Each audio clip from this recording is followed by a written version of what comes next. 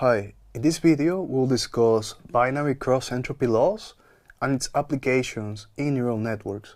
You'll learn how to match this loss function with neural network architectures for binary and multi-label image classification. So our learning goals are to encode the class labels as probability distributions, understand the differences between categorical and binary cross-entropy loss, and describe the differences between the sigmoid and softmax activation functions. We'll also design network architectures with agreement between the classification task, the output layer, the activation function, and the loss function. So the natural logarithm function is the foundation for cross-entropy loss. We saw this in the video of image classification that we did before. The graph shows the logarithm of x from 0.001 to 1. Note how the function approaches negative infinity as x nears 0. The cross-entropy formula h of y hat sums negative log probabilities weighted by the true labels. The negative log probabilities are the predictions that the model is going to produce, the confidence that the model has on the particular classes that we have in our training dataset, and the ground truth labels are what we train with, the real labels that correspond to these images.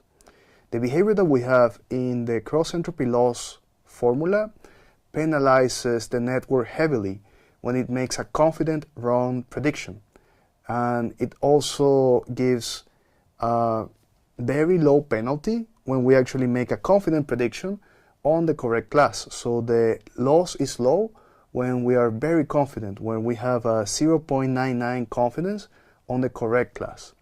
This formula extends to multiple classes through summation over the class index I. The MNIST dataset is what we have used to demonstrate single label classification. Each image contains just one digit from 0 to 9. So every image has a single label. Softmax is going to convert the outputs of the network from these 10 units that we have in the last layer into probabilities that sum to 1. The blue histogram shows predicted probabilities across digits. Note the peak at digit 7, meaning that the network has the highest confidence that the particular image that we showed was a 7. The green histogram shows the same predictions in logarithmic space, the output of log softmax, where multiplication becomes addition. The cross-entropy formula h of y hat computes the loss between true labels y and predicted probabilities y hat. In PyTorch, we'll use the log softmax function when we call nn cross-entropy loss.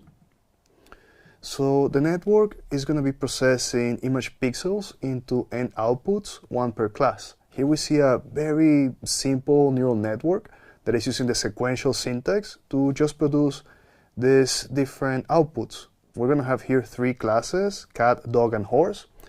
And the linear layer is going to produce raw logits. Remember that the logits are just the output of the last activation.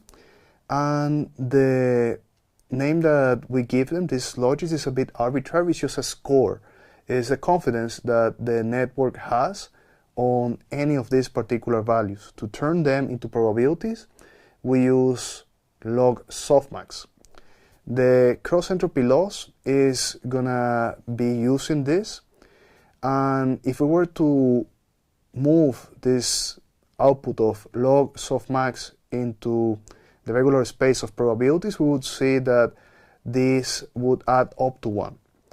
For example, a cat classification with 70% confidence is forcing the network to output about 30% confidence for the other 2 classes. The network is learning to distribute the probability mass across mutually exclusive labels. The binary cross-entropy handles 2 class problems like heads and tails or spam, not spam. On the surface it seems more limited, but we can extend it so that it actually works as a multi-label classifier. We see here that the probability of one class equals 1 minus the probability of the other class. The formula extends categorical cross-entropy to the binary case. It computes the loss for both the positive and the negative cases. And the equation is going to reduce to minus y logarithm of y hat when considering only the positive class, matching categorical cross-entropy for a single class. So the left image shows multi-label classification. One image contains multiple valid labels. The model is going to predict probabilities independently for each class. The right example shows binary classification, cat versus not cat. So if I have an image of a donkey and I present it to the model, is only going to be able to classify this correctly as not a cat, because the model is only able to output one positive class. Whereas in the case in the left, we're going to have, I think,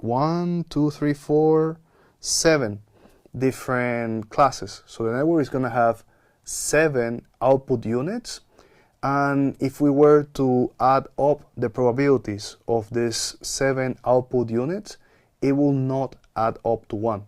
In the case where we have one single output unit, these two are exclusive, like the probability of cat and not a cat are mutually exclusive.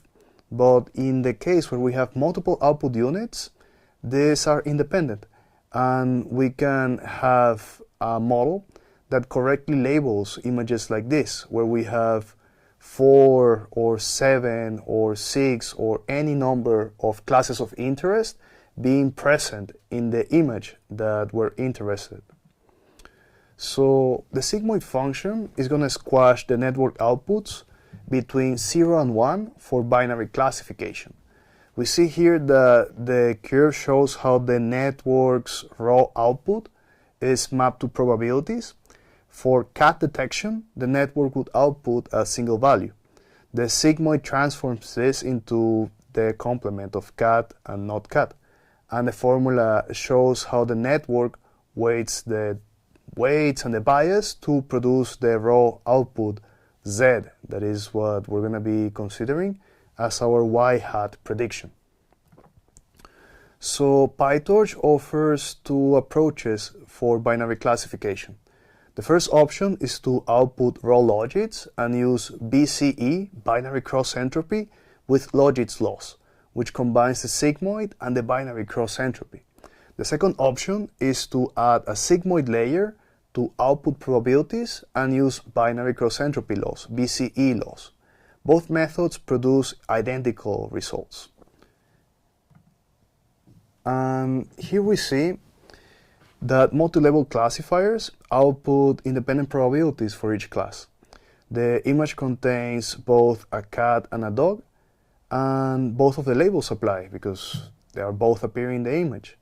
So the network is going to apply sigmoid to each output separately. The network needs to have at least 2 output units to represent the positive for cat and the positive for dog. And each output uses the same sigmoid formula but maintains independent weights and biases. So the sigmoid activation function is going to be present in both of these output units. And the class probabilities are independent. They do not need to add up to 1 because the labels can coexist in the same image. So PyTorch implements multi-label classification through 2 methods. We see on the left that we have a linear layer outputting num classes values, and then the sigmoid is going to convert the probabilities, and then BCE loss is going to compute the loss. In the right code, we're going to be giving as output raw logits, just the final multiplication between the features and the weights. And then BCE with logits loss is going to apply sigmoid and the loss. And the network is going to output 1 value for each class in both cases. Each output represents an independent binary decision. The target labels use one-hot encoding with multiple ones possible in the labeling. So we're going to practice this on the Kaggle notebook using an example that I particularly like. we're going to be doing classification of satellite images that come from this competition that the company Planet sponsored some years ago. Here we're going to have different types of terrain, different land areas that might have different classes being assigned to them, different labels. So this is a good opportunity for us to practice the use of binary cross-entropy laws for multi-label classification. So as summary, we saw that cross-entropy measures the mismatch between predicted and true distributions. We saw that softmax handles single-label problems with multiple cases, and that sigmoid handles both binary and multi-label cases. It's very important for us to consider the design of the network. We need to match the output layer size to the number of classes that we're interested in, and we need to consider that we have to tie this to whether we're doing a single label or a multi-label classification problem. We also need to select the activation function that is appropriate for the task. If we want to do multi-label classification, we need to do sigmoid. If we're doing single-label classification, we need to use the softmax activation function.